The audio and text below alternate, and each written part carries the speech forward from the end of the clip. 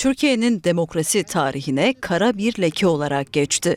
12 Eylül 1980 askeri darbesi. Kaybolan devlet otoritesini yeniden tesis etmek için yönetime el koymak zorunda kalmış. Kenan Evren'in başında bulunduğu junta tarafından gerçekleştirilen bu darbe yalnızca siyasal hayatı değil, toplumsal belleği de derinden yaraladı.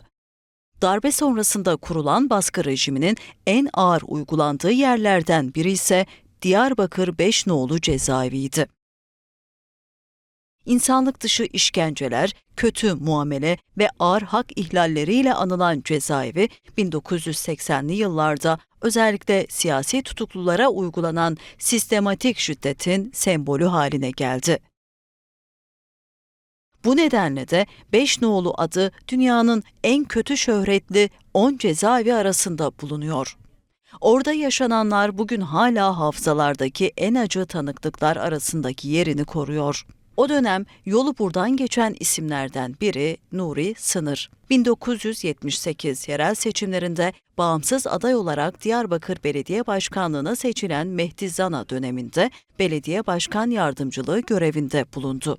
12 Eylül dönemi öncesini ve sonrasında tutuklanarak konulduğu Beşnoğlu'da yaşadıklarını Nuri Sınır, darbe dönemi öncesinde Türkiye'deki siyasi ve toplumsal atmosferi şu sözlerle dile getirdi.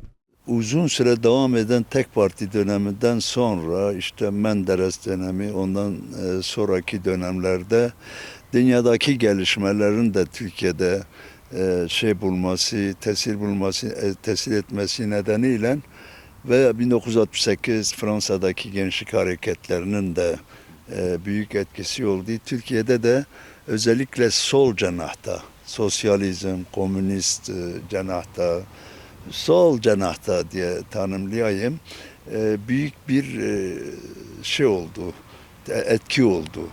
Yaşamı etkileyen gençlik hareketleri belli bir şeye geldikten sonra 71 darbesiyle bunun önünü almaya çalıştılar. Ve nitekim 71 darbesinde de böyle belli sayılı tanınmış insanlar cezaevlerine konuldu, toplandı. 74'de çıkan afla işte o içeridekiler dışarı çıktılar. 74 afından sonraki süreçte çok daha geniş boyutlu Kürtler arasında büyük siyasi tartışmalar başladı.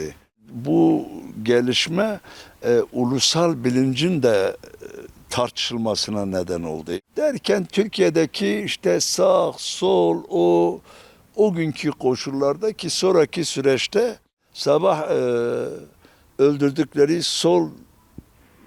sola ait bir kişinin silahından çıkan kurşunla öğleden sonra MHP'li bir kişinin öldürülmesine aynı silah kullanıldı ve derken 12 Eylül 80'de bir askeri darbe yaptılar.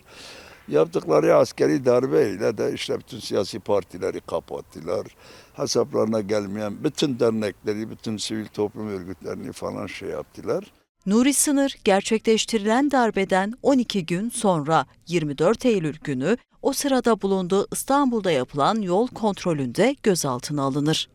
Götürüldüğü Gayrettepe'de Diyarbakır'a sevk edileceği söylenir. Günler sonra kendisine eşlik edecek polislerin de uçak parasını kendi cebinden ödeyerek Diyarbakır'a getirilir. Aklımca yani ben oradan çıkacağım, Diyarbakır'a geleceğim, daha rahat edeceğim. Yani savcılığa çıkacağım, mahkemeye çıkacağım. Bir şeyim de yok, beni bırakacaklar. Uçaktan yolcuları indirdiler, ondan sonra bizi aldılar. Bu şehitlik Ali Park Köprüsü'nün orada bir karakol vardı o zaman. Oraya götürdüler, 3 saat kadar beklettiler. Derken o beyaz Toroslar meşhurdu zaten. Beni mesela bir Renault'a bindirdiler. Sağımda solumda 2 polis. Kuru Çeşme'yi geçtik. Birden enseme bir yumruk yedim. Yani o sağlı soluya oturanlar ve kafamı şeyin içerisine, o koltuk boşluğuna sıkıştırmaya başladılar. İşte o yol güzergahında giderken yani Urfa yoluna çıkışı, sağa dönüşü, Seyrantepe kavşağını böyle hayal ediyorum derken tekrar sağa dönülüp sol şeyde böyle kapı sesi, demir kapının sesini işitince dedim hala kol ordunun içine getirdiler bizi. Ve götürdüler bir yere, işte gözler bağlı. Ondan sonra 43 gün orada fiili işkencelerle karşı karşıya kaldık. Zaten gözler dediğim bağlı. Bazen ayaklarımızı bağlıyorlar. Bazen kalorifer borularına bağlıyorlar. Bazen kaloriferlerin o suyunu açıyorlar. Yani ne bileyim, özel olarak da kişilere, yani şey olarak bir şey görmüyorsun ama isimler çağrılıyor, götürülüyor, getiriliyor, bağırma, çağırma. Yani bizim olduğumuz bir oda. Mesela o odada 59-60 kişinin sayımda rakam olarak sayıldığını hatırlıyorum. Bazen mesela atıyorum 15 kişi giderdi, 45'e düşerdi, derken 20 kişi gelirdi, 65'e çıkardı. Ve işkencenin o odasındaki bağırmalar, çağırmalar, ki işte bizi de beni de şahsen götürdüklerine Filistin askısıydı, soğuk su sıkmaydı, ayaklardan asmaydı, ne bileyim yani lastik tekerleğin içine sokmaydı. Götürüldüğü 7. Kolordu Garnizon Komutanlığı'nda 43 gün tutulur Nuri Sınır. Her anı işkence altında geçen o günlerde bir an önce daha güzel bir yer olarak tasvir edilen Beşnoğlu'ya götürülme beklentisi hakimdir. 43 gün orada fiili işkencelerle karşı karşıya kaldık. Filistin askısıydı, soğuk su sıkmaydı, ayaklardan asmaydı, ne bileyim yani lastik tekerleğin içine sokmaydı. 43 gün, yani tabii orada artık yemekten bahsetme, sudan bahsetme, yani uykudan bahsetme. Yani öyle 24 saatin işkence seanslarıyla devam ettiği bir ortamdasın. Ve yatma, uyuma, kalkma şeyleri de yoktur.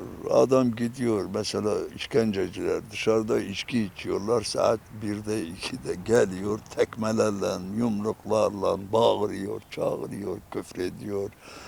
İşte dedim ya, özellikle seçkin isimlere yönelik de çok daha fazla böyle işte bir gece mesela Medizana'yı idam etme töreni yaptılar. Ya işte ortada bir iple bir şey bağladılar. Meclisana işte kararın geldiği, asacağız seni bilmem şu var. Yani dedim ya sana, herkese orada dediğim gibi Filistin'e elektrik verme, ya affedersin, çok iğrenç, aklına gelebilecek işkencenin bütün şeyleri orada denendi. 43 gün sonra tabii insan olarak orada işte bir soruşturmadır, askeri bir şeydir, yönetim gelmiş. Buradan, yani bu soruşturmadan bir an evvel çıkarsan, ya cezaevine de gönderseler rahat edersin. Duygusu bir sürü her insanda vardı. Ve nitekim 43 gün sonra bizi aldılar, götürdüler şeye. O zaman Bir Nolu diye tanımlanan helikopter birliğinin arkasında. İşte o kalabalık bir yer. Yani hücreler var, koğuş, 2-3 tane koğuş vardı. İşte PKK'liler orada, PKK'li olmayanlar ayrı bir iki koğuşta.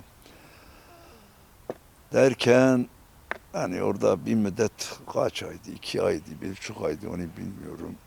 Bir müddet hücrelerinde kaldık oranın. Ondan sonraki süreçte işte yeni cezaevi yapılıyor. Yeni cezaevi çok güzel, havalandırması var, yukarıda yatakhane var, aşağıda okuma salonu, televizyon, kitap, bilmem ne falan. Ya doğal olarak o ortamda yaşayan insanlar da, ya diye buradan cehennem olup gitsek orada rahat ederiz, havalandırmada. Ne yaparız? Top oynarız, voleybol oynarız, içeride kitap okuruz, gazete okuruz falan filan. Ve bir gün geldi, kapıları açtılar, bizi arabalara binip buraya getirdiler. Beşnoli cezaevine. İşte bir mekan, dedim ya, üstte yatakhane, altta koğuş, sinema salonu var, özel kütüphane var oranın. Kardeşime söyleyeyim, işte arkadaşlarla rahat konuşursun, sohbet edersin, tartışırsın. O duygularla girdik. O duyguları bozan ilk şey, yukarıdaki yatakhanede koğuş, aşağıdaki okuma salonu da koğuş. Yani koğuşa çevirdiler. Çünkü peyderpey insanları getirince o şey yok, o uygulama yok. Ama şey de yok, fiili fiziki işkence de yok. Yani konuşuyoruz, gülüyoruz, Kürtçe konuşuyoruz, şarkı söylüyoruz. Ne bileyim hatta böyle kelam söyleyerek işte halay, horon da gel, horon bize ait de gel yani. Oyun işte. Deliyle oynayık, halay çekiyik falan. Bir müddet sonra işte görüşmeleri de başlattılar. Ben bu soruşturmaya geldiğimde hanımım doğum yapıyor. Yani o bir Noli'dayken. Ama benim haberim yok. Orada ilk o görüşme yapıldığı zaman biz kundakta bir bebek getirdiler. Nuri sınır ne var dedim. Yani o ana Malta'da ki girişte. Çünkü görüşmecisi gelenleri çağırıyorlar, orada bekletiyorlar. Bu senin çocuğun dedi falan. Ben böyle baktım dedim ben böyle bir çocuğum yok. Ya nasıl yok seninki mi? Ya yok dedim benim böyle bir çocuğum. Bir kızım var dedim başka çocuğum yok dedim falan. Bu geri gitti. 5 dakika sonra gene geldi. Ya dedi sen adın Nuri Sınır dedi. Evet dedim. Bu senin çocuğunmuş. Ya arkadaş sana diyorum benim böyle bir çocuğum yoktu. Benim haberim yok çocuktan. Sonra dedi ha o pencereye bak dedi. Yani bulunduğumuz yerden karşı taraftaki küçük bir pencereler vardı. Ya ben baktım babam. Evet dedim babam. Bir de ben eşimi de gördüm. Tamam dedi çocuğu onlar getirdiler. O çocuğu aldık yukarı götürdüm. Koğuşta 40-45 dakika kadar arkadaş zaten kumdakta bir çocuk şu kadar bir şey. Arkadaşlar hepsi o alıyor, yanağını okşuyor, ona veriyor, o ona veriyor falan derken verdik. Yani o dönem yaklaşık nasıl söyleyeyim 80'in sonlarına doğru bir görüşmeye giderken yani ben içinde bulunduğumuz ortam itibariyle söylüyorum ki herkese aynı şekilde farklı şekillerde yaptılar. Sıraya girin dediler. Yani görüşmek yerine gitmek için niye sıraya giriyoruz dedik. Sıraya girer, sırayla asker gibi gideceğiz. Ya dedim biz asker değiliz. Görüşmeye gideceğiz, geleceğiz falan. Onlar bizi sıraya sokmaya zorladılar. Biz de girmemeye çalıştık. Bir itişme, kalkışma ta görüşme yerine kadar devam etti.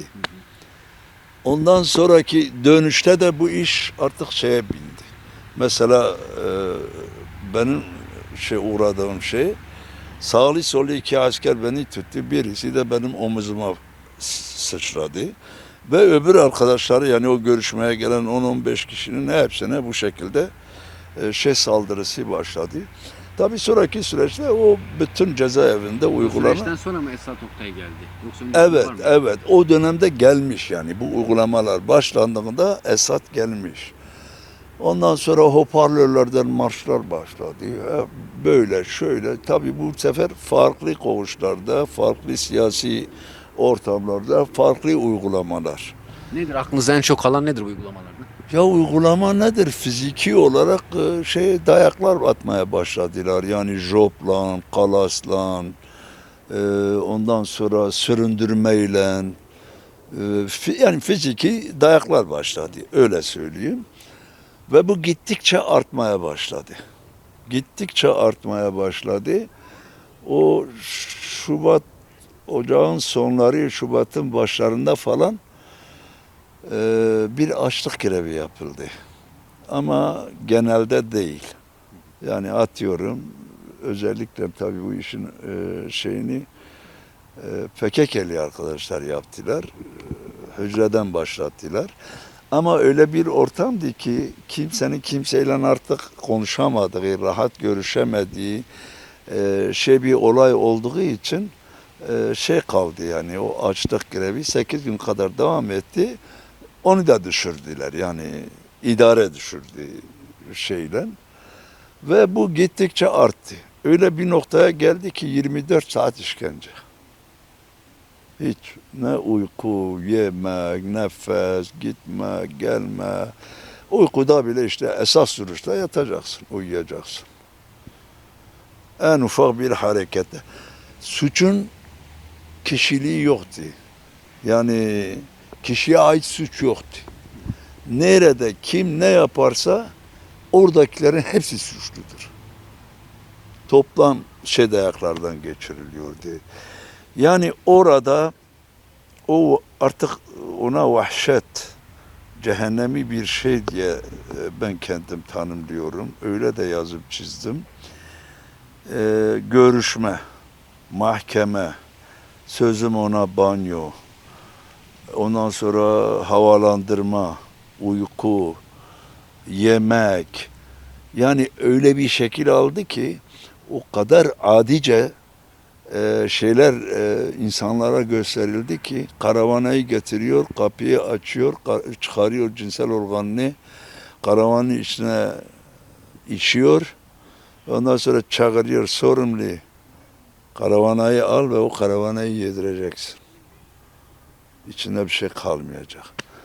Karavanın içine taşlar, fareler, yani insana yakışmayacak, insanlığın hiçbir değerine uymayacak şeyler, uygulamalar.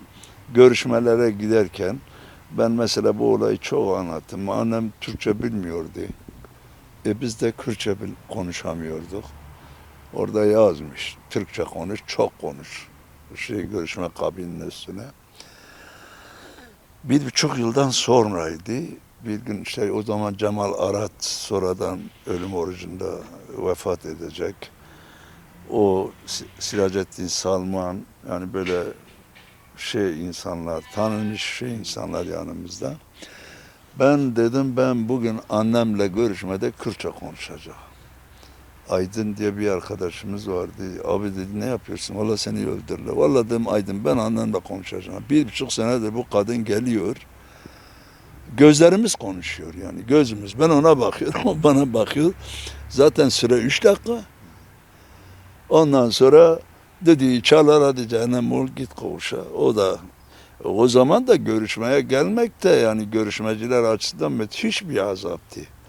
Yani o zaman cadde yok, oralar hepsi tarla, yağan yağmurlardan her taraf çamur. Yani kim o çamurun içinde yürüse ayaklarıyla şapır şupur oluyor. Ve Avliya'da girdiklerinde falan orada onlara da hakaret, küfür, her türlü pislik yapılıyor. Yani saldırıların da olduğu çok zamanlar oldu. Annelere, babalara, kardeşlere falan. Görüşme yerine gittim. Dediğim gibi süre 3 dakika. Sağımda bir asker, solumda bir asker. Ve bana diyor ayağına basınca terk edeceksin. Annem geldi karşıma, ben ona baktım. O bana baktı.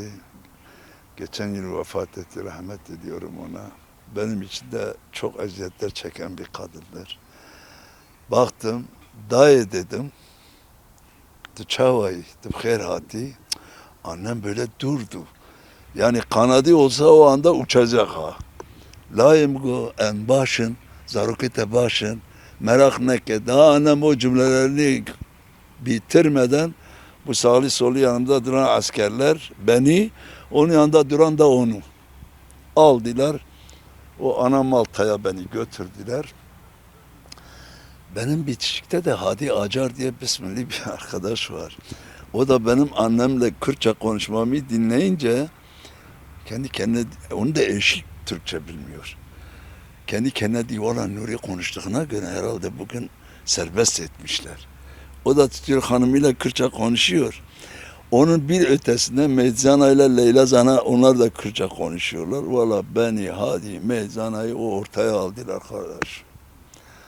Siz mi siz Kürtçe konuştunuz. Yani 1 saat diyeyim, 45 dakika diyeyim, 1,5 saat diyeyim. İnan ki zamanı şey edemiyorum ha. Top gibi. Oradan oraya, oradan oraya. Ve süründüre süründüre dayak yani o işkenceye devam ede işte kamçıyla atıyorum copla, cenahla, kalasla. Koğuştan işkenceye attıklarından ben güldüm. Güldüm bu Aydın ismindeki arkadaş dedi ya hele bak dedi Cemal dedi hele bak dedi.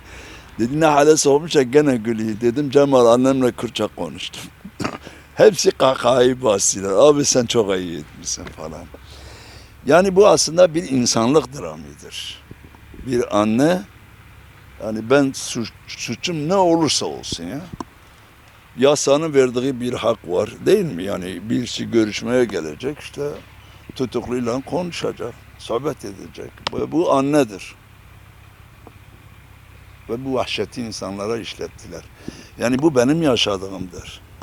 Onun dışında koğuşlarda böyle Kürtçe ses duymak, böyle özel olarak da böyle uygulamaları yapışkin isimlere yönelik de çok daha fazla böyle işte bir gece mesela Medizana'yı idam etme töreni yaptılar. Ya işte ortada bir iple bir şey bağladılar. Medizana işte kararın geldiği asacağız seni bilmem ne şu var. Yani dedim ya sana herkese orada dediğim gibi Filistin'e elektrik verme ya affedersin çok iğrenç aklına gelebilecek işkencenin bütün şeyleri orada denendi. 43 gün sonra tabii insan olarak orada işte bir soruşturmadır, askeri bir şeydir, yönetim gelmiş. Buradan yani bu soruşturmadan bir an evvel çıkarsan ya cezaevine de gönderseler rahat edersin. Duygusu bir sürü her insanda vardı. Ve nitekim 43 gün sonra bizi aldılar götürdüler şeye. O zaman bir nolu diye tanımlanan helikopter birliğinin arkasında. İşte o kalabalık bir yer. Yani hücreler var, koğuş, 2-3 tane koğuş vardı. İşte PKK'liler orada, PKK'li olmayanlar ayrı bir iki koğuşta. Derken hani orada bir müddet kaç aydı, 2 aydı, 1,5 aydı onu bilmiyorum. Bir müddet hücrelerinde kaldık oranın. Ondan sonraki süreçte işte yeni cezaevi yapılıyor. Yeni cezaevi çok güzel, havalandırması var, yukarıda yatakhane var, aşağıda okuma salonu, televizyon, kitap, bilmem ne falan. Ya doğal olarak o ortamda yaşayan insanlar da ya diye buradan cehennem olup gitsek orada rahat ederiz havalandırmada. Ne yaparız? Top oynarız, voleybol oynarız, içeride kitap okuruz, gazete okuruz falan filan. Ve bir gün geldi, kapıları açtılar, bizi arabalara binip buraya getirdiler. Beşnoli cezaevine. Beşinoğlu'ya giriş yaptınız. İlk girdiğinizde neler hissettiniz? Duygu neydi? İlk girişte bu demin anlattığım duygularla gidiyorsun. İşte bir mekan, dedim ya, üstte yatakhane, altta koğuş, sinema salonu var, özel kütüphane var oranın. Kardeşime söyleyeyim. İşte arkadaşlarla rahat konuşursun, sohbet edersin, tartışırsın. O duygularla girdik. O duyguları bozan ilk yukarıdaki yatakhanede koğuş, aşağıdaki okuma salonu da koğuş. Yani koğuşa çevirdiler. Çünkü peyderpey insanları getirince o yok, o uygulama yok. Beşnoğlu'ya dair kurulan tüm hayaller çok geçmeden silinir, yerini gerçekliğe bırakır. Yüzbaşı Esat Oktay Yıldıran'ın cezaevine gelmesiyle de her şey daha da kötüleşir. Fiziki olarak dayaklar atmaya başladılar. Yani jopla, kalasla, ondan sonra süründürmeyle, yani fiziki dayaklar başladı. Öyle söyleyeyim. Ve bu gittikçe artmaya başladı. Bu uygulamalar başlandığında Esad gelmiş. Öyle bir noktaya geldi ki 24 saat işkence. Hiç ne uyku, yemek, nefes, gitme, gelme. Uykuda bile işte esas sürüşte yatacaksın, uyuyacaksın. En ufak bir harekette. Suçun kişiliği yoktu. Yani kişiye ait suç yoktu. Nerede kim ne yaparsa oradakilerin hepsi suçludur. Toplam dayaklardan geçiriliyordu. Yani orada o artık ona vahşet, cehennemi bir şey diye ben kendim tanımlıyorum. Görüşme, mahkeme, sözüm ona banyo, ondan sonra havalandırma, uyku, yemek. Yani öyle bir şekil aldı ki o kadar adice şeyler insanlara gösterildi ki insana yakışmayacak, insanlığın hiçbir değerine uymayacak şeyler, uygulamalar. Cezaevinin içerisinde olanlar bunları yaşarken dışarıdaki yakınları da her görüşmede benzer şeylerle karşılaştı. Dil, kimlik ve kültür üzerindeki yasaklar da bedeni ve ruhu hedef alan işkencenin başka bir aracıydı. O da o zaman da görüşmeye gelmek de yani görüşmeciler açısından müthiş bir azaptı. Avliya'da girdiklerinde falan orada onlara da hakaret, küfür, her türlü pislik yapılıyor. Yani saldırıların da olduğu çok zamanlar oldu. Annelere, babalara, kardeşlere falan. Ama annem Türkçe bilmiyordu. Biz de Kürtçe konuşamıyorduk. Orada yazmış, Türkçe konuş, çok konuş. Görüşme kabininin üstüne. 1,5 yıldan sonraydı. Ben dedim ben bugün annemle görüşmede Kürtçe konuşacağım. Aydın diye bir arkadaşımız vardı. Abi dedi ne yapıyorsun? Valla seni öldürürler. Valla dedim Aydın ben annemle konuşacağım. 1,5 senedir bu kadın geliyor. Gözlerimiz konuşuyor yani gözümüz. Ben ona bakıyorum, o bana bakıyor. Zaten süre 3 dakika. Görüşme yerine gittim. Dediğim gibi süre 3 dakika. Sağımda bir asker, solumda bir asker. Ve bana diyor ayağına basınca terk edeceksin. Annem geldi karşıma, ben ona baktım. O bana baktı. Geçen yıl vefat etti, rahmet ediyorum ona. Benim için de çok eziyetler çeken bir kadındır. Baktım, dayı dedim. Çavay, bxer hati. Annem böyle durdu. Yani kanadı olsa o anda uçacak ha. Benim bitişikte de Hadi Acar diye bismilli bir arkadaş var. O da benim annemle Kürtçe konuşmamı dinleyince kendi kendine, onu da eşi Türkçe bilmiyor. Kendi kendine diyor, "Valla Nuri konuştuğuna göre herhalde bugün serbest etmişler." O da tutuyor hanımıyla Kürtçe konuşuyor. Onun bir ötesinde Medzana ile Leyla Zana onlar da Kürtçe konuşuyorlar. Valla beni Hadi Medzana'yı o ortaya aldılar kardeş. Siz mi siz Kürtçe konuştunuz. Yani 1 saat diyeyim, 45 dakika diyeyim, 1,5 saat diyeyim. İnan ki zamanı şey edemiyorum ha. Top gibi. Oradan oraya, oradan oraya. Ve süründüre süründüre dayak yani o işkenceye devam ede işte kamçıyla atıyorum copla, cenahla, kalasla. Koğuştan işkenceye attıklarından ben güldüm. Güldüm bu Aydın ismindeki arkadaş dedi ya hele bak dedi Cemal dedi hele bak dedi. Dedi ne hale soğumuşsa gene gülüyor. Dedim Cemal annemle Kürtçe konuştum. Yani bu aslında bir insanlık dramıdır. Bir anne yani ben suçum ne olursa olsun ya. Yasanın verdiği bir hak var değil mi? Yani birisi görüşmeye gelecek işte tutukluyla konuşacak, sohbet edecek. Bu annedir. Ve bu vahşeti insanlara işlettiler. Bu dile getirdiğiniz bedensel ve ruhsal işkence arasında en ağır gelen neydi sizin için? Bana göre buydu. Yani bir evladın annesiyle konuşamamasıydı. Yani bak orada kafa üstü beni loganın içine koydular. Ama bunun kadar benim zoruma gitmiyordu. Bak kafa üstü ayaklarından tutarak logara sokmaya çalıştılar.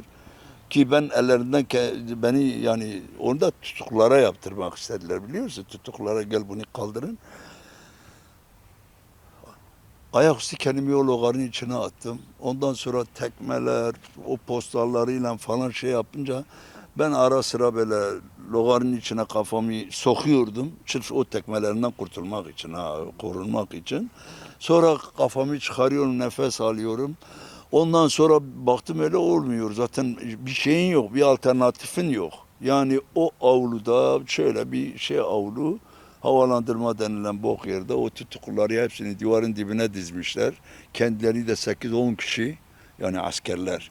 Ellerinde kamçılar, dediğim gibi zincir, artıyorum, cenah, cop, kalaslar. O zaten Direkhane bitişikiydi. Direkhane'de de benim çok akrabam vardı. İçeride o ağaçlarla insanlar döküldüğü zaman arkadaşlar dedi hepsi sizin kalaslar hepsi sizin dirakhaneden geliyor diye bana takılırlardı. Ve ben o şeyin logarın kenarlarına ellerimi koydum. Affedersin o pislikle dışarı fırladım. Dışarı fırlayınca her biri bir tarafa kaçtı. Yani benden kaçmadılar. Benim onlara zaten yapacak hiçbir şeyim yok. O benim üstümdeki pisliğin onlara bulaşmasından, onlara işte damlamasından falan korktular. 10-15 dakika kadar beklediler o pislik. Biraz süzüldü ondan sonra başladılar. Gözümü açtığımda koğuşta bir ranzanın üzerine atmıştılar beni. Yani işkenceyle ilgili aklına gelebilecek ne varsa uykuda teprendi. Birisi teprendi. Ayağa kalk. Her içeri girerler dalarlar. Sözüm ona arama yapardılar. İçeride. Yani zaten yataklar o pis askeri şeylerden kalma, iğrenç şeylerdi falan. Herkesin eşyasını o ara şeyde iç içe böyle küme yapardılar. Atardılar. Ondan sonra derdi hadi eşyalarınızı düzeltin. Yani o bile işkencenin farklı bir şeydi. Yemek öyle, tuvalet öyle. Kardeşime söyleyeyim, tıraşlar öyle. Pamuğu sürüyor. Pamuk takıldı mı suçlusun. Yani vahşetin tabi boyutları hücrelerde farklı bir şekilde gelişti. Öbür koğuşlarda her koğuşun şeyinde farklı şey uygulamalar çıktı. Ama bu benim kaldığım o mekanda bir iki yerdeki değişik yani koğuşlardaki şeylerinde gördüğüm şeyler bir gün şey getirdiler. Ne diyor işte kantinden soğan. Ben de aldım 2 tane ufak soğanları. O şey lezo vardı, lezo kavanozları. İçine koydum, biraz su koydum. Hatta bu gene o Aydın dediğim arkadaş koğuş sorumlusuydu. O dedi sen ne yapacaksın? Dedim Aydın ben koydum suyun içine ya yeşersin. O dedi görseler bak fena yap hepimizi dökerler. Ya dedim öyle işte soğan da koymuşum suyun içine. Nitekim soğan filizlendi. Ondan sonra ikinci filizi attı. Derken 3 santim, 5 santim, 10 santim kadar kavanozun dışına çıktı. Ve bir akşam üzeriydi. Dıng kapı açıldı. Bir baktık Esat Oktay birkaç kişiyle içeri daldı. Tabii onlar gelmeden gardiyan bağırıyor, düdük çalıyor. Nedir? Şeye geçin ya işte kalkıyoruz, esas duruşlar sıraya geçiyoruz falan. Herkes böyle U şeklinde o daracık şeyde o zaman da 55-58 kişi falandık. İçeri girdi, bir tur attı. Esat Oktay'ın bana karşı özel bir şeyi vardı. Beni Mehtizana demiyordu. Mehtidana diyordu. Yani zana demek şeyine herhalde günahtı felsefesinde. Mehtidana diyordu. Benim de ismimi şey koymuştu. Dana'nın gorili. Şimdi Mehdi Belediye Başkanı'dır. Onların nezdinde de büyük suçludur. Bir de o Dana'nın gorili olmak o da ayrı büyük bir suçtu. Ondan dolayı da ben fazla şey uygulamalarına uğradım. Şimdi o Esat geldi şöyle bir yürüdü. Ben sonlara doğru yerdeydim. Gözü o kavanoza ilişti. Soğanı gördü. Asker dedi, hemen emret komutanım. O ne dedi? Asker de görmemişti. Kimin o dedi? Benim dedi. Ha senin. Nedir o dedi? Dedim soğan. Soğan diyorum ama ben böyle şeyim esas duruşta böyle dik durumdayım. Ne yapacaksın dedi. Dedim ne yapacağım işte soğandır yeşerdi. Yeşilliğine bakıyorum dedi. Ha Yeşiliğine bakıyorsun dedi. Böyle bir yürüdü. O şeyi aldı kavanozu. Böyle önümde durdu. O kavanozu nasıl bir şiddetle yere vurdu. O camlar her biri bir tarafa. Ve o soğanı var ya ayaklarının postalının altında böyle şey gibi acin değil ya çiğ köfte gibi böyle şey yaptı. Zaten ben dedim tamam bu beni halleder bu gece dedim. Arkadaşlarına hepsi dedi ya abi biz çok korktuk falan. Demek ki yeşili sevecek kadar da duygularınız var dedi. Aslında o cümlesi ne kadar vahşi bir anlayışa sahip olduğunun göstergesidir. Düşünebiliyor musun? Demek ki yeşili sevebilecek duygulara sahipmişsiniz. Tabii bunu zaman zaman çok zaman da konuşmalarda yapıyordu. O hoparlörde, merkezi sistem hoparlörde işte Türksünüz, eğitileceksiniz, Türk ordusuna uygun erleri olacaksınız. Burada Allah yok, peygamber izinde, ben varım. Böyle çok iğrenç konuşmalar yapardı. Tabii bu cezaevi süreci, içerideki işkenceler, mahkemeler başlı başında yani alındığın andan kapıdan içeri bırakıldığın ana kadar işkence. Yani şeyi yok. Bağlayarak götürme, bağlayarak getirme, o cenaze arabası gibi ring arabası değiller, havasız içeriye böyle 30-40 kişi, 50 kişi sıkıştırırlardı. Bir de o iğrenç askerler çıkardılar başlarımızın üzerinde böyle uzanırlardı. Araba gidiyor, gidince de sallanıyor, sallanınca biz de sallanıyoruz. Bu sefer bağırırdılar orospu çocukları. Sallanmayın lan diyordu. Ya sen yani ben sallanmıyorum da diyemiyorsun. O halde seni götürüyor. Mahkemede yani bir mahkemeyi anlatayım. Bir mahkemeye gidince ben meyzana Aydın Hasar Refik Kürsever diye bir çocuk bizi bir kariyerin şeyine koydular.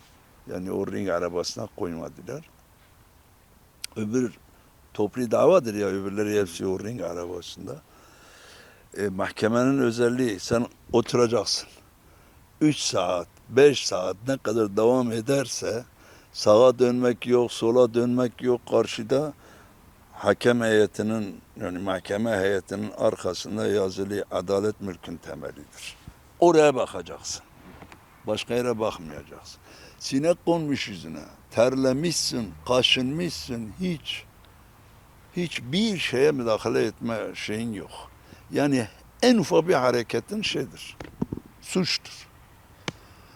Kardeşime diyeyim, kariyerde Mehdi abi dedi ya avukat Hikmet Boz çalıyordu. Dedi Nuri Hikmet'e bir göz kırpsan, kırpabilsen veya bana gelsin işim var falan dedi. Tamam dedim. Şimdi düşün, şu şekilde karşıya bakıyorsun. Hikmet'te heyetin hani avukatlar orada oturmuşlar falan. O 3-4 saatlik sürede yani mümkün olduğunla göz hareketiyle kafamı şöyle yapmakla falan bir şeyler anlatmaya çalıştım. Hikmet o mahkemenin gereği görüşüldü falan kararından sonra avukatlar hani kalkıyor cübbelerini şeyin içine koyuyorlar. Hikmet kalkınca o da kafasını bana böyle etti biliyorsun. Yani böyle cübbeyi koyuyor hem böyle yaptı falan. Onlar çıktılar. İşte bizi de 2 kişi yan yana geliyor. Hem kelepçeleniyor hem de aradan bir zincirle bağlıyorlar biliyorsun. O zincir ayrı bir işkenceydi. Bu sefer seni arabaya bindirirlerken birisi dengesini kaybettiği anda düştüğünde kendisiyle beraber 3-4 kişi çekiyor. O da ayrı bir şey. O ara askerin o bir tane çavuşu biri geldi dedi orospu çocuğu dedi. Geldiğinden beri dedi sen işaret veriyorsun. Meğerse benim işte dedim ya gözümü hiç etmem falan bakın.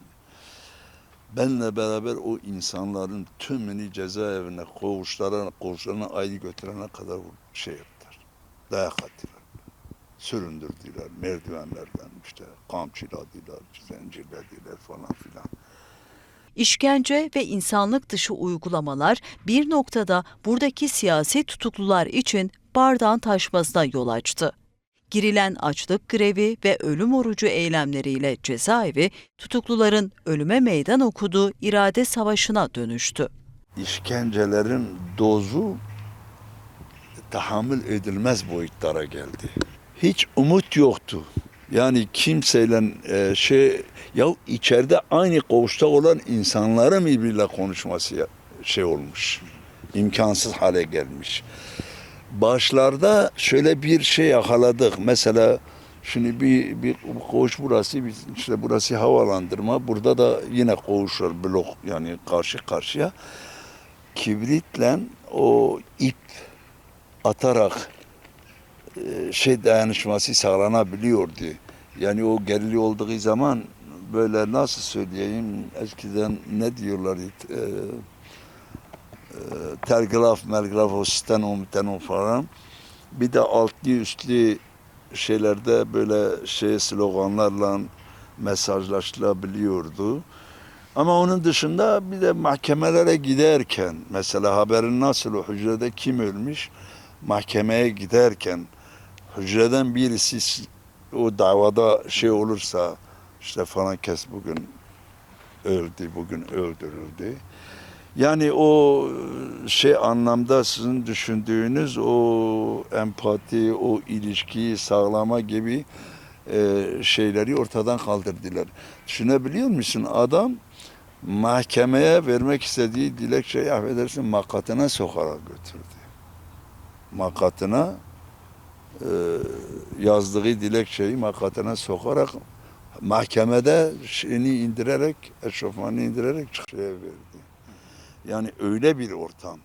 Artık dışarıda da gelen ziyaretçilere de öyle, mahkemelere götürme, getirme. Banyo denen iğrenç bir şey vardı. 6 ayda bir, 8 ayda bir, mesela birisini ben anlatayım. İşte hazırlanın, banyoya gideceksiniz. Sadece kilot kalacak üzerinizde. O kilotla insanları indiriyorlar, yine marş söyleye söyleye, esas nedir adı o, askeri yürüyüş. Götürüyor, banyo denen yerde, diyelim o masadan şöyle bir yuvarlak şey, altıgen şeklinde. Suyu da öyle bir şekilde ayarlıyorlar, damla şeklinde akıyor. Ve 60 kişiyi götürüyorlar, yıkanacaksın. Vücudu yaş olmayan gitti. Bazı böyle o andaki insan psikolojisi, bazıları işte o, ne diyorlar onlara, kornadır nedir o suyun altına konma. Saldırıyor böyle, yani kimse yıkama değil ha. Suya elini batırıp canına, bedenine sürüyor. Yaş olsun, çünkü yaş kontrolde bedenin yaş olmamışsa büyük suç işlemiş. Ondan sonra 3 dakika. İçeri giriş, yıkanış, çıkış 3 dakika. Düdük çağırındı, çıktık. Önce geldiler böyle kontrol ettiler. Ondan sonra bir düdük, yere yat. Ondan sonra sürülmeye başla. O haliyle o banyo denen yerden merdivenleri de tırmanarak koğuşa kadar vura vura, postalla, gene kamçıyla, kimin neresine rastladıysa artık, kafasına, boynuna, neresine rastladılar. Ve başka bu arada aklıma gelen bir şey, işkence ettikleri adamın kolunu kırarlar. Koğuşa der ki, bu merdivenden düştü. Kimseden çıt yok. Ona derler, merdivenden düştün oğlum. Evet komutanım, merdivenden düştüm. Kafasını yardıkları adam aynı. Yani tutanak tutarlar falan, kes falan saatte falan yerde. İşte merdivenden düştü, divara çarptı, ranzadan düştü, şöyle oldu, böyle oldu. İşte o vahşetin boyutu yani anlatmakla bitmez. Gerçekten bitmez. O zaman biz ölmek istiyorduk, bizi öldürmüyorlardı. Yani aylarca dedim ölümü, her saniye ölümü bekle. Gerçekten yani bazen kendi aramızda dedik ya biz ya çıkaraydılar, böyle bir tarihe aydılar hepimizi. öleydik bu sıkıntılardan kurtulaydık diyorduk falan. Ama onu da elde edemiyorduk. Yani o vahşetin boyutu öyle bir noktaya geldi ki insanlar arasında işte mesela atıyorum Kemal Pir'dir, Hayli Durmuş'tur. Yani o tür seçmeli PKK'nın üst düzey insanlarına karşı da yapılan vahşetin zaten şeyi yok, yani onda dozu yok. Artık o noktaya geliyor ve o nokta büyük bir patlama yarattı. Yani o direniş, o başkaldırı yapılan, Kürt'e yapılan o insanlık dışı muameleye karşı duyulan tepkinin açığa çıkmasıydı. Darbe döneminde yolu Beşnoğlu'dan geçenler için hiçbir şey bir daha eskisi gibi olmadı. 2 yıl boyunca kendi deyimiyle cehennemi yaşayan Nuri Sınır da bunlardan biriydi. Doğrusu ben uzun süre, yani 2 aya yakın süre kendime gelememiştim. Hep ağlıyormuşum. Yemek yiyemiyormuşum. Kendime geldiğim dönemde de uzun süre her önüme yemek geldiğinde cezaevinde kendimi görüyordum. Oradaki insanlarla beraber kendimi görüyordum. Onlar ne yiyorlar, yiyebiliyorlar mı, işkence, dayak falan. Uzun süre bu ruh haliyle yaşadım. Cezaevinden çıktıktan sonraki süreçte ağzındaki fermuarı çekip hiç konuşmayan insanlar oldu. Yaşadıklarını anlatmaya utanan insanlar çok oldu. Ben çıktıktan sonra anlatmaya başladım. Öyle bir şeyim oldu. Hatta bana, yani ziyarete gelenlerin içerisinde ya çok konuşuyorsun, bak seni gene götürürler, bak yani Diyarbakır'da da öyle bir hava esilmiş ki gerçekten korkudan benim yanıma gelip geçmiş olsun diyemeyen çok yakın dostlarım, arkadaşlarım oldu. Sonradan onlarla da birbirimize girdik. Mesela caddede yürürken kaldırımda karşıma geliyor, beni görünce hemen yön değiştiriyor. Bir gün birisinin peşine verdim, sokakta yakaladım o eski belediye. Ya dedim, ben kötü bir şey mi yaptım? Şimdi bunlar hep travmadır ha. Bunu kelimeyle dile getirmek kolay. Ama çok beraber lisede okuduğun, eğitim üstüne beraber okuduğun bir insana ya ben kötü bir şey mi yaptım? Abi sen deşifre oldun, devlet seni tanıdı bilmem ne gibi, böyle işte biz memuruz falan. Yan yana gözükmeyelim. Yani bu tür olaylar aslında onlar da yine farklı travmalara neden olan şey. Tabii aynen öyle. Gelip bana diyorlar, işte babama gidiyorlar, ya bu Nuri çok konuşuyor. İşte dışarıda anlatılıyor, işkenceleri anlatıyor falan. Fakat ben o inançla, yani şunun bilincindeydim. Yani bir şey olsun diye söylemiyorum. Bir Kürt insanı olmanın bilincindeydim. Ve yapılan zulmün, o vahşetin de o devlet uygulayıcıları tarafından bana yalnız değil, bütün Kürt halkına yapıldığının bilincindeydim. Yaşamı takip ediyordum, olayları takip ediyordum. İşte silahlı mücadele başladıktan sonra da etrafta olup bitenleri gözlüyordum. Takip ediyordum, etmeye çalışıyordum. Savaş canlandıkça, gittikçe, şimdi Türkiye'de öyle bir şey, mantık var ki bir ara şöyle, ya işte maaş veriyorlar onlara, para veriyorlar, işte dağa çıkıyorlar falan filan gibi saçma sapan insan aklına uymayacak şeyler. Para için kim gider maaş alıp dağda savaşır Allah aşkına? Onca asker gider. He? Askere para verirsin gider. Yoksa böyle sonu 1 sene sonra, 2 sene sonra ölüm olan bir şeye hangi genç gider maaş alır ki? Kaldı ki hepimiz de biliyordu. Yani kimsenin kimseye maaş verdiği de yoktu yani. Ama Türkiye'deki egemen beyin, bütün bu pisliklere sebep olan beyin bunu şırınga ediyordu kendi toplumuna ve Batı'da da bu halen o akıl devam ediyor. Yani Türkiye'de bugün bu sıkıntıların Kürt halkının içinde bulunduğu durum, savaş, bilmem Rojava'dır, Güney'dir, Kuzey. Ya sen ilelebet beni esir olarak tutamazsın. Bugün de o inançtayım, o gün de o inançtayım. Beni ilelebet esir tutamazsın. Benim dilimi kesemezsin. Ya ne demek ya? Ana dilimden konuşturmuyorsun. ana diliyle insanların eğitim görmesini, o insan ol. Dünyanın her yerinde değişik dilleri var. Bütün devlet. Başvurda. Bakın, burası layık bir ülkedir bir yerde. Oysa Diyanet İşleri Başkanı en baştakinin bir memurudur. Şu hutbeyi okuyacaksın, şunu yapacaksın, bunu yapacaksın. Türkiye'de laisizm yok. Diyanet İşleri Başkanı'nın yürüttüğü bir din politikası var. Din de devletin dinidir. Kendilerine ait olan bir dindir. Uyarılara rağmen cezaevinde yaşadıklarını anlatmaktan vazgeçmeyen Sınır, bunları yıllar sonra kaleme alıp kitaba da dönüştürdü. İşkence Karanlığına Doğru ismini verdiği bu kitabın kapağını ise ilk olarak cezaevinde kucağına aldığı oğlu çizdi. Böyle bir şeyim var diye ben bunları gördüm, yaşadım. Benimle kalmasın, yazayım, geleceğe aktarılsın. İnsanlar okusun. Ne vahşet yapılmış, ne şeyler yapılmış. Ama çok zor da yazdım.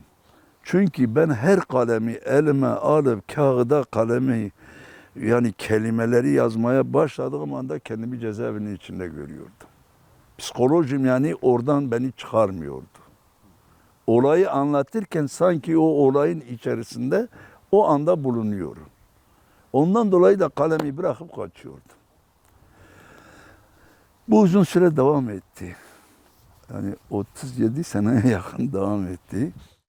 Aradan geçen yıllar içerisinde o günleri yaşayanların talebi 12 Eylül darbesiyle gerçek anlamda yüzleşilmesi, Beşnoğlu'nunsa bir hafıza müzesi haline getirilmesi. Toplumsal talep buyken cezaevinin müze ve kültür alanına dönüştürülmesi kararlaştırıldı. Adalet Bakanlığı ile Kültür ve Turizm Bakanlığı arasında imzalanan protokolle 2022 yılında boşaltılan cezaevi Kültür ve Turizm İl Müdürlüğü'ne devredildi. Hazırlanan proje kapsamında başlanan çalışmalar henüz sonuçlanmış değil. Ben uzun yıllar buralardan geçemedim. Bizim hafıza müzesi olmasını istememizin temel nedeni de yaşatılan vahşetin yaşatılması, kuşaklara aktarılması, yani unutulmaması. Hiç olmazsa bunlar teşhir edilse, insanda bu konularda duyarlı olsa, bu vahşeti işleyen canavarların önüne belki bir set çekilir. Belki toplumlar engel olur. O açıdan önemli. Burada biraz da bu işin uzmanlığını taşıyabilecek insanların benim gördüğüm, benim yaşadığım, benim anlattığım şeylerden o sanatçılar, uzmanlar daha farklı projeler geliştirebilirler. Yapılıyor mu bu zamana kadar? Yapıldı mı? Yani ciddi şeyler yapılmalı. Yapılırken burada yaşayan, onları yaşayan, kendilerine yaşatılan insanların dinlenmesi ve o şekilde bir muhataplıktır. Ben bu halkın çocuklarının çok daha müreffeh, özgür, kendi kültürüyle, kendi diliyle, kendi tarihiyle, kendi şeyiyle özgür yaşamasını dileyen bir insanım. Gençlerimi de o şekilde, gelecekteki gençlerimi de o şekilde görüyorum. Bunun hafıza müzesi olma kavgasını verdiğimizde de geleceğe aktarma düşüncemizin kaynağında da bu vardır. Kendi tarihlerini bilsinler. Tarihlerinde kendilerine karşı işlenen zulmün, vahşetin şeyini unutmasınlar. Ona göre bir yaşam tarzı sürsünler. Kardeşte, kendi aralarında, çevreleriyle, komşularıyla özgür bir yaşam ben dilerim onlara. Türkiye'de yanlış bir şey var. Kalkıp otururlar biz kardeşiz. Bunun hafıza müzesi olma kavgasını verdiğimizde de geleceğe aktarma düşüncemizin kaynağında da bu vardır. Kendi tarihlerini bilsinler. Tarihlerinde kendilerine karşı işlenen zulmün, vahşetin şeyini unutmasınlar. Ona göre bir yaşam tarzı sürsünler. Kardeşte, kendi aralarında, çevreleriyle, komşularıyla özgür bir yaşam ben dilerim onlara. Türkiye'de yanlış bir şey var. Kalkıp otururlar biz kardeşiz. Çoğu söyledi, çoğu kişi bu cümleyi söylediği için diyor, yok kardeş biz kardeş değiliz. Biz komşu olabiliriz. Ben niye kardeşim seninle? Bana söyle. Benim kardeşlik düşüncem seninkinden çok daha samimidir. Ve ben bunu pratikte tescil etmişim.